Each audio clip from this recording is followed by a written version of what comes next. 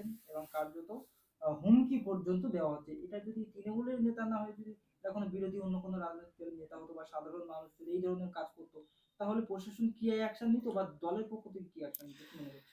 দেখুন, এরকম যদি ঘটনা অন্য কোনো রাজনৈতিক দলের নেতা, মানে তৃণমূল কংগ্রেস ছাড়া যদি অন্য কোনো বিরোধী দল এরকম কিছু করতো, এতক্ষণ তার বাড়িতে পুলিশ চলে যেত এবং রাতের অন্ধকারে তার বাড়িতে কয়েক গাড়ি পুলিশ দিয়ে এমনভাবে ঘিরে নেওয়া হতো যেন সে একটা বিশাল বড় মাফিয়া, বহুত বড় একটা ক্রিমিনাল।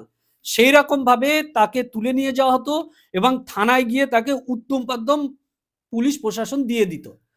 কিন্তু আফসোস, আমি জানি না প্রশাসনের কোনো প্রবলেম কি আছে কিনা জানি না। আমাদের ভাঙড়ের পুলিশ, বিশেষ করে কলকাতা পুলিশের একটা সুনাম আছে।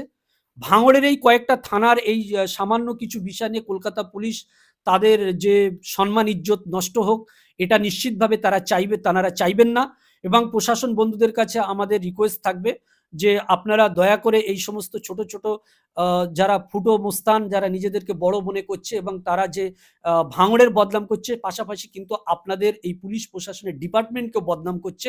আপনারা এই সমস্ত কাজ যাতে না সাধারণ মানুষ করতে পারে, তার জন্য বিহিত ব্যবস্থা ইমিডিয়েটলি নিন। সে রাজনৈতিক দল ক্ষমতাশীল হতে পারে, বিরোধী যারাই করুক না কেন, প্রত্যেকের এগেনস্টে আপনারা অ্যাকশন নিন এবং মানুষকে মূল স্মৃতিতে থাকার ব্যবস্থা আপনারা করে দিন। আপনার পরিচয়? আমার নাম হচ্ছে শাহ আলম মোল্লা, আমি শিক্ষা সমৃদ্ধি পার্টির সম্পাদক।